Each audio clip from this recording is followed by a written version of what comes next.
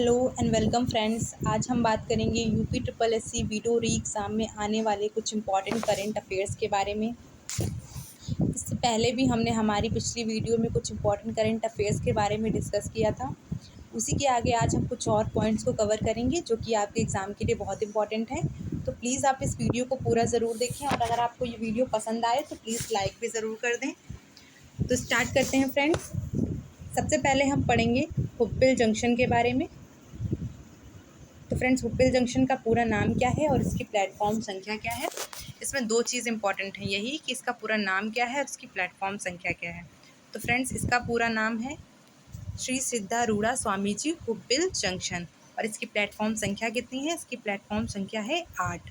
ये दो चीज़ें इंपॉर्टेंट है इसमें, इसे आप ज़रूर ध्यान में रखें। 13 जनवरी 2023 गिनीज वर्ल्ड रिकॉर्ड्स द्वारा विश्व के सबसे लंबे रेल प्लेटफॉर्म का दर्जा प्रदान किया गया, किसको? हुप्पिल जंक्शन को। उसके बाद हम पढ़ेंगे वन वर्ल्ड टीबी समिट के बारे में। 24 मार्च 2023 को वाराणसी में विश्व क्षय रोग दिवस के अवसर पर इसका उद्घाटन किया गया। कब किया गया और कहाँ किया गया, ये दोनों चीज़ें इंपॉर्टेंट होती हैं, तो प्लीज़ आप इन दोनों चीज़ों को ध्यान में रखें। तो फ्रेंड्स, कब किया गया? 24 मार्च 2023 को। और कहाँ पे किया गया? वाराणसी में। उसके बाद हम पढ़ेंगे एशिया की सबसे बड़ी मल्टी प्रोडक्ट पेंट फैक्ट्री के बारे में। इसमें भी दो चीज़ें इंपॉर्टेंट हैं। क्या है वो? कि इसका मतलब कहाँ पे उद्घाटन किया गया और कब किया गया। 5 मार्च 2023 को आभासी माध्यम से हरदोई के संडीला में इसका उद्घाटन किया गया। कब किया गया? 5 मार्च 2023 को। और कहाँ पे किया गया? हरदोई के संडीला में।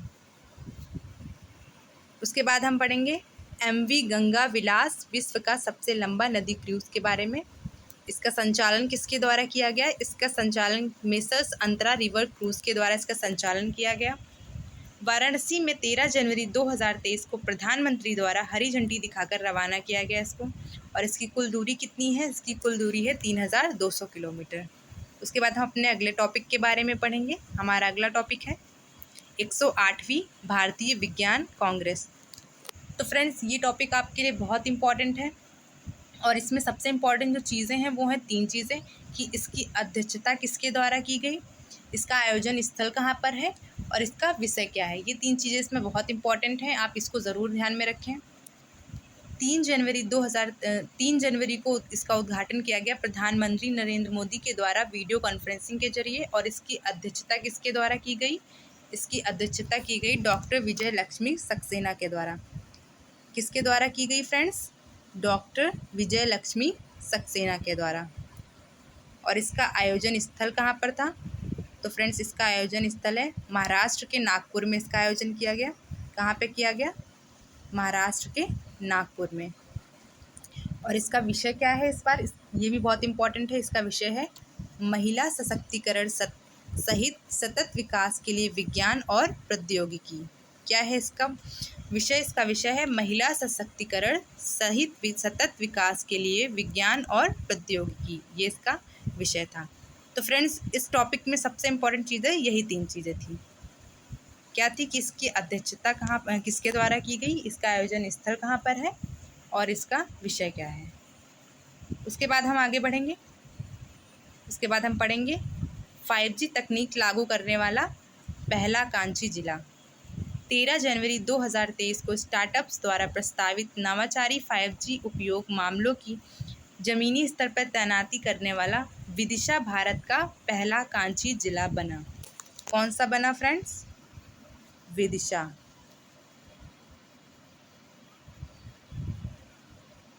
जनवरी 2023 में सभी जनजातीय लोगों को बुनियादी दस्तावेज और सुविधाएं प्रदान करने वाला देश का पहला जिला बना वायनाड। कौन सा बना फ्रेंड्स? वायनाड। उसके बाद हम पढ़ेंगे कुछ चर्चित स्थल के बारे में, जैसे कि गोरखपुर, तुमकुरू, न्यूजीलैंड, जयपुर और भी कुछ हैं जिनके बारे में हम एक एक करके पढ़ेंगे। तो सबसे पहले हम पढ़ेंगे गोरखपुर के बारे में। हरियाणा के फतेहाबाद ज़िले में स्थित परमाणु संयंत्र स्थापित करने की घोषणा की गई। कहाँ पे? गोरखपुर में। 6 फरवरी 2023 को प्रधानमंत्री द्वारा HAL हेलीकॉप्टर फैक्ट्री राष्ट्र को समर्पित किया गया। कहाँ पे? तुमकुरू में। फ्रेंड्स, न्यूजीलैंड के बारे में याद रखना ज़रूरी है, तो आप न्यूजीलैंड के बारे में ज़रूर याद रखें। न्यूजीलैंड सरकार द्वारा एब्रियल चक्रवात के कारण देश में राष्ट्रीय आपातकाल की घोषणा की गई। कहाँ पे की गई? न्यूजीलैंड में। और कब की गई? 14 फरवरी 2023 को। और कहाँ पे की गई? न्यूजीलैंड में की गई। 3 जनवरी 2023 को राष्ट्रपति द्रौपदी मुर्मू द्वारा संविधान उद्यान का उद्घाटन किया गया। कहाँ पे किया गया? जयपुर में किया गया। और कब किया गया? 3 जनवरी 2023 को। तो फ्रेंड्स, आपके एग्जाम में ऐसे ही क्वेश्चंस पूछे जाते हैं कि राष्ट्रपति द्वारा संविधान उद्यान का उद्घाटन कहाँ पे किया गया। तो आपको याद रखना है कहाँ पे किया गया? जयपुर में किया गया। और कब किया गया? 3 जनवरी 2023 को। केंद्रीय मंत्री अमित शाह द्वारा यहाँ से प्लास्टिक मुक्त गांव का अभियान की शुरुआत की गई। कहाँ से की गई? गांधीनगर से। और कब की गई? 15 जनवरी 2023 को। कब की गई फ्रेंड्स? 15 जनवरी 2023 को। और कहाँ से की गई? गांधीनगर से।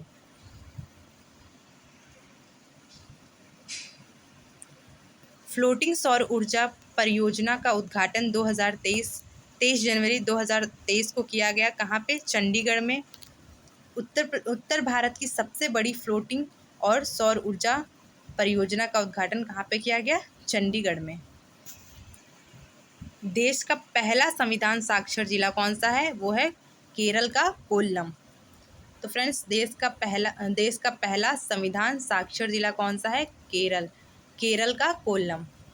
तो फ्रेंड्स, जितने भी पहला जो भी होता है ना, पहला और फर्स्ट जो भी चीज़ें होती हैं, इन चीज़ों को याद रखना ज़रूरी होता है, क्योंकि एग्ज़ाम में बहुत पूछे जाते हैं। उसके बाद हम पढ़ेंगे क्रोएशिया के बारे में। क्रोएशिया को जनवरी 2023 में यूरोजोन में शामिल किया गया। यूरो को मुद्रा के रूप में अपनाने वाला यूरोपीय क्षेत्र का 20वां सदस्य बना। कौन सा? क्रोएशिया बना। त्रिवंतपुरम शहर में विश्व का पहला पामलीफ पंडुलिपि संग्रहालय खोला गया। कब खोला गया? जनवरी में खोला गया। और कहाँ पे खोला गया? तिरुवनंतपुरम में। और क्या खोला गया? पामलीफ पंडुलिपि संग्रहालय खोला गया। भारत द्वारा इस देश को पेंटावैलेंट टीके दान करने की घोषणा की गई। कहाँ पे की गई? क्यूबा में की गई। पेंटावैलेंट टीके के दान की घोषणा कहाँ पे की गई? तो फ्रेंड्स, कहाँ पे की गई? क्यूबा में की गई। किसकी घोषणा की गई? पेंटावैलेंट टीके की दान की घोषणा की गई। पेंटावैलेंट टीका क्या होता है फ्रेंड्स? पेंटावैलेंट टीका होता है, ये टीका बच्चों को लगाया जाता है बीमारियों से बचाने के लिए। हड़प्पा संस्कृति के विश्व के सबसे बड़े संग्रहालय की स्थापना प्रस्तावित की गई। कहाँ पे? हरियाणा के राखीगढ़ी में। नवंबर 2022 को उत्तर प्रदेश का पहला ईट राइट स्टेशन बना। कौन सा? प्रयागराज जंक्शन। कौन सा बना फ्रेंड्स? प्रयागराज जंक्शन। विश्व के पहली इनहेलेबल कोविड-19 वैक्सीन लगाने की शुरुआत कहाँ से की गई? चीन के संघाई से की गई।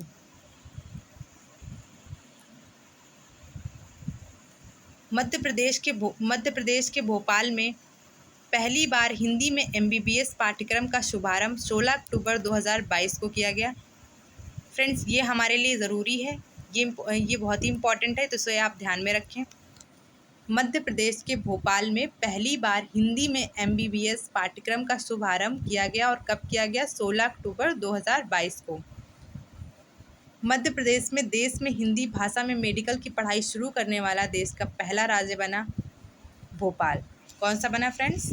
भोपाल।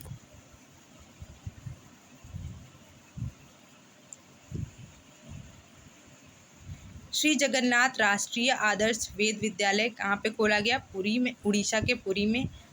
और देश का दूसरा राष्ट्रीय आदर्श वेद विद्यालय भी कहाँ पे है? उड़ीसा के पुरी में।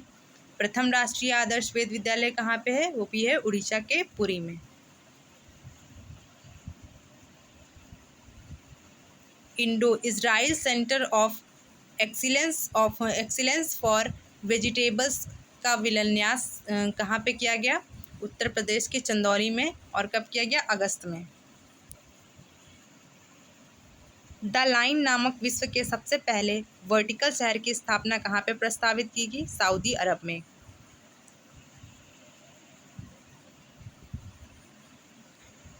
उसके बाद हम पढ़ेंगे लिबर्टी मेडल के बारे में। यूक्रेन के राष्ट्रपति वोलोदोमिर जेलेंस्की को अगस्त में लिबर्टी मेडल दिया गया। किसको दिया गया? यूक्रेन के राष्ट्रपति को। उनका नाम क्या है? वोलोदोमिर जेलेंस्की। क्या नाम है फ्रेंड्स? वोलोदोमिर जेलेंस्की। असेंबली द्वारा हिंदू फोबिया की निंदा करने वाला प्रस्ताव पारित किया गया। कहाँ पे? जॉर्जिया में, अमेरिका के जॉर्जिया में। यूक्रेन को लड़ाकू विमान देने वाला नाटो का पहला देश बना। कौन सा? पोलैंड। पोलैंड यूक्रेन को लड़ाकू विमान देने वाला नाटो का पहला देश बना। तो फ्रेंड्स, उसके बाद हम पढ़ेंगे स्मार्ट कार्यक्रम के बारे में। इसमें भी सबसे इम्पॉर्टेंट है कि स्मार्ट का फुल फॉर्म क्या है, जो कि आपको याद रखना है। तो इसका फुल फॉर्म क्या है? Scope for main streaming Ayurveda research in teaching professional. क्या है स्मार्ट का full form? Scope for main streaming Ayurveda research in teaching professionals. क्या है इसका full form? Scope for main streaming Ayurveda research in teaching professionals. 2 जनवरी 2023 को देश में आयुर्वेद के क्षेत्र में अनुसंधान एवं विकास को बढ़ावा देने हेतु भारत सरकार के आयुष मंत्रालय के अधीन 2 प्रमुख स्थानों पर राष्ट्रीय चिकित्सा प्रणाली हेतु राष्ट्रीय आयोग और केंद्रीय आयुर्वेदी विज्ञान अनुसंधान परिषद के द्वारा संयुक्त रूप से स्मार्ट कार्यक्रम प्रारंभ किया गया। ये इम्पॉर्टेंट है, प्लीज़ आप इसको एक बार देख लीजिएगा। उसके बाद हम पढ़ेंगे अगले टॉपिक के बारे में, और हमारा अगला टॉपिक है राष्ट्रीय जलवायु सम्मेलन। इसमें भी यही इम्पॉर्टेंट है कि इसका आयोजन स्थल कहाँ पर है और कब किया गया था, किस अवधि में किया गया था। तो फ्रेंड, राष्ट्रीय जलवायु सम्मेलन कहाँ, इसका आयोजन स्थल कहाँ पर है? इसका आयोजन स्थल है लखनऊ में, और ये 10 से 11 अप्रैल तक हुआ था 2023 में। स्कूल चलो अभियान और विशेष रोगी संचारी नियंत्रण अभियान का शुभारंभ कब किया गया था? 1 अप्रैल 2023 को। उसके बाद हम पढ़ेंगे रेशम कृषि मेला के बारे में। इसका शुभारंभ कब किया गया था? 30 मार्च 2023 को, और इसका जो आयोजन स्थल है वो कहाँ पे है? गोरखपुर में। तो रेशम कृषि मेला का आयोजन स्थल कहाँ पे है? गोरखपुर में, और इसका शुभारंभ तिथि कब है? 30 मार्च 2023। उसके बाद हम पढ़ेंगे यूपी ग्लोबल इन्वेस्टर्स समिट के बारे में। इसके बारे में पढ़ेंगे हम यूपी ग्लोबल इन्वेस्टर्स समिट 2023 के बारे में। इसकी आयोजन अवधि है 10 से 12 फरवरी। आयोजन स्थल कहाँ पे है? आयोजन स्थल है लखनऊ।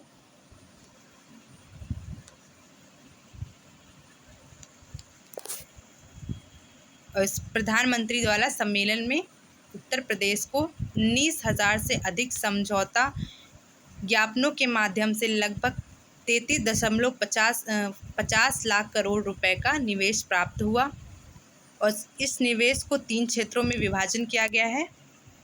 3 क्षेत्रवार में इसका विभाजन किया गया है। वो कौन कौन से हैं? पश्चिमी उत्तर प्रदेश, जिसमें विभाजन किया गया है लगभग 35% का। उसके बाद है पूर्वांचल में 29% का। मध्य उत्तर प्रदेश बुंदेलखंड में लगभग 13% प्रत्येक को दिया गया है।